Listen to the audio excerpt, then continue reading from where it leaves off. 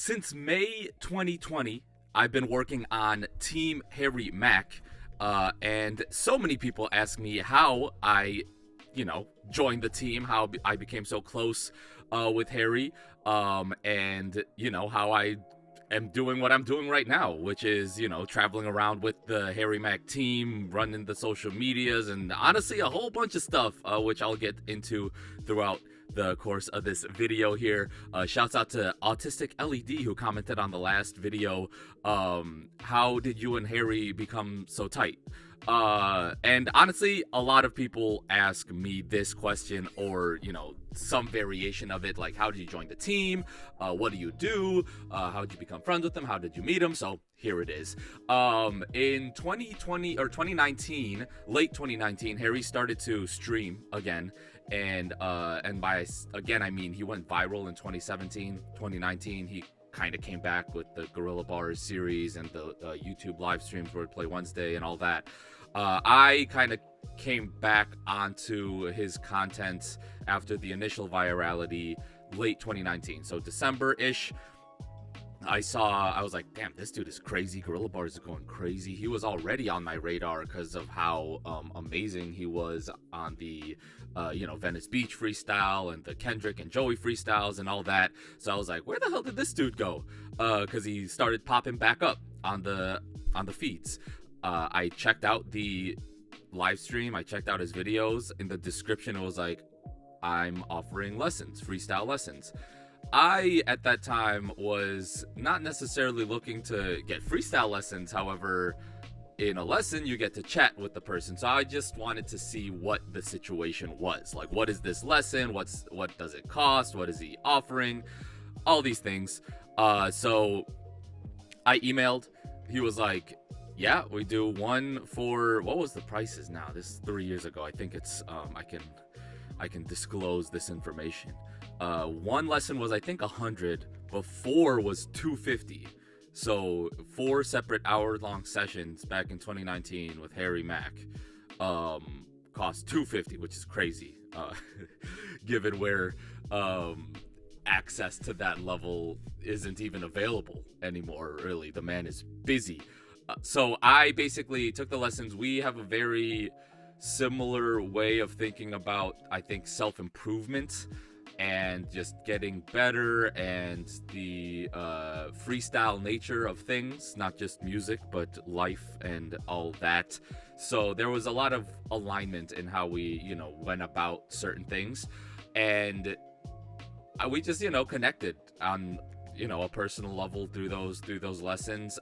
It happened to be that the day I started, like the first day of the lessons, was the day I put in my 2 weeks notice at my other job at DraftKings, because I was already planned on leaving my job before even the lessons happened, to do freestyle, to do freelance freestyle freelancing, freelance work, social media marketing, consulting work for creators, I felt, or companies, whoever needed it. Really, I felt I had that skill set, and I wanted to trust myself, and took that leap of faith. That's a whole nother story, I guess, if y'all are curious, how I transitioned jobs, mid-20s and all that. That's a whole nother situation, but it leads into this, where we did the 4 lessons. Amazing. I have been freestyling since, using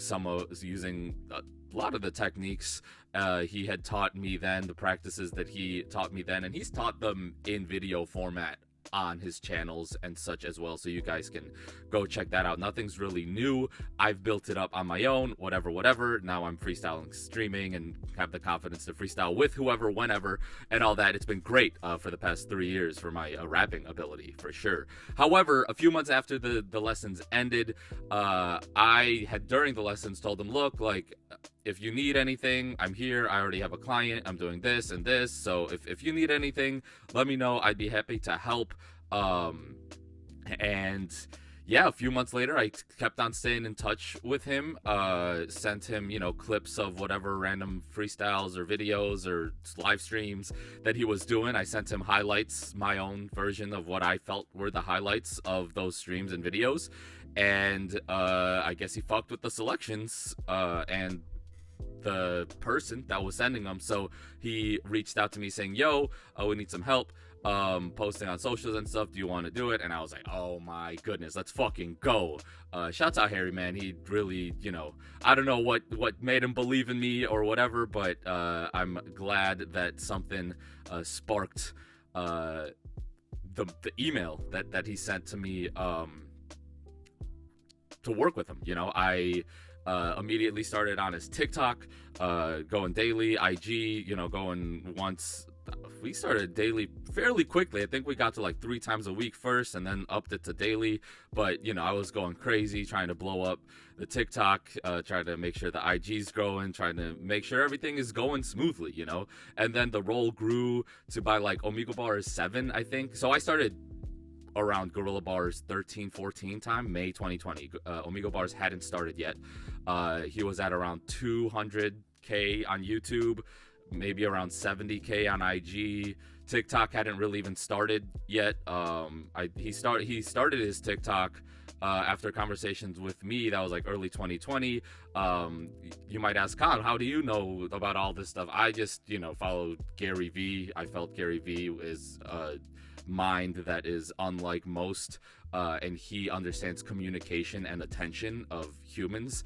And that is something I have been interested in a long time, just why we do things, why humans do things, and that. So Gary V I've been following him since like 2016. So it was about 3 to 4 years of really studying and applying the social media marketing knowledge that I've learned, not only from Gary V, that's a majority, but I have, studied other people's, and searched for what is the best way to do things if you wanted to do your own thing. I was done with the corporate world and I just wanted to do my own thing, whether that be hip-hop, basketball, hoops, anything I enjoy, basically. But that's, anyway. So, Harry Mack, I started with the team, doing the socials, TikTok, IG, all these things. It started, the first viral TikTok, I think, was the first one that got like 500K views or 100K views on TikTok was the Gorilla Bars 12 I Can Sign You guy.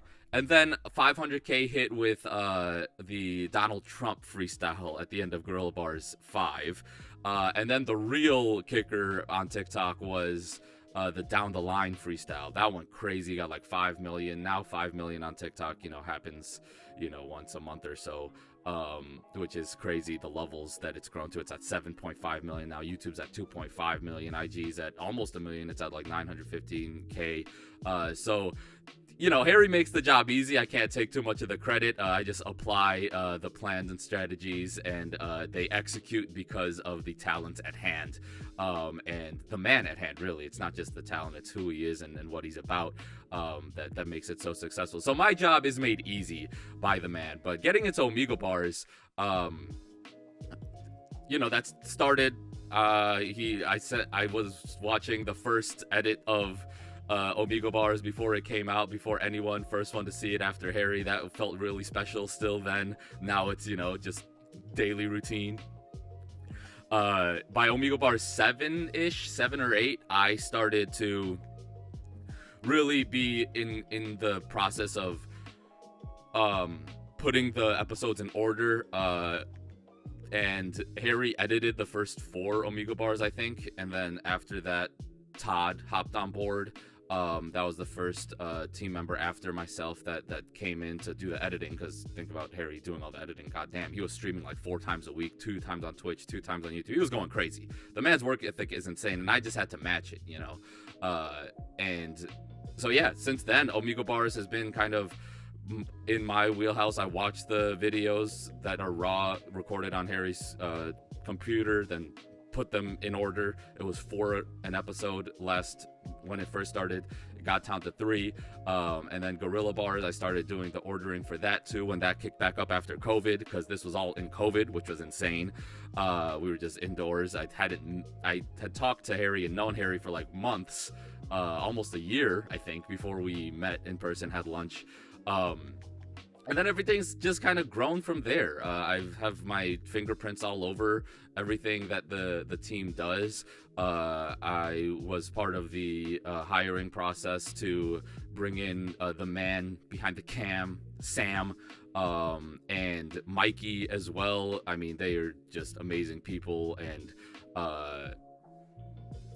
it's just crazy that we were able to find these people. I think it's Harry's talent and who he is finds the right people overall, because the next year we hired another editor, this year we hired 3 more people, and now the team's grown, and now we're traveling. I've been to basically every show since I've been on the team, besides a couple him and Jazz solo escapades. I've been at every Gorilla Bar since I've joined the team, so that's like Gorilla Bars 17 through now what are we at, 36 dropped Portland, and a few more are in the bank. We recorded during tour. I'm on tour. I go through the word submissions from the QR codes and curate the set list for the shows and choose the song topics and stuff. That's a huge, it's really a job that's one of one. No one else is really doing what I'm doing, and a lot of what I'm doing I've helped build, or I've just suggested and brought up, and Harry was like, yeah man, do it. And the trust that not only Harry but the entire team puts on me just makes me feel amazing and appreciated and loved. Honestly, it's a whole family at this point. I don't even know if I answered the question to the fullest of capabilities, but I tried. And since I've started working, Harry has been a big brother to me. Basically, Lisa's the big sister. They're the power couple running the show, and they never stop. They never stop. It's spearheaded by Harry, and then I do my best to match that work ethic and make sure everything happens, and we're posting everywhere, and every platform is growing, and exactly what we're doing whenever we're doing it. I do a lot of the marketing strategy as well. I do the day-to-day just logistical things of there's a lot of content being posted a day, man. And all that requires communication, or it requires writing copy for the post. It requires selecting frames for thumbnails. It requires listening to everything that he does and sorting it out and funneling it. Which one's going to go to Patreon? Which one's going to go to socials exclusive? Which one's going to go to the main video?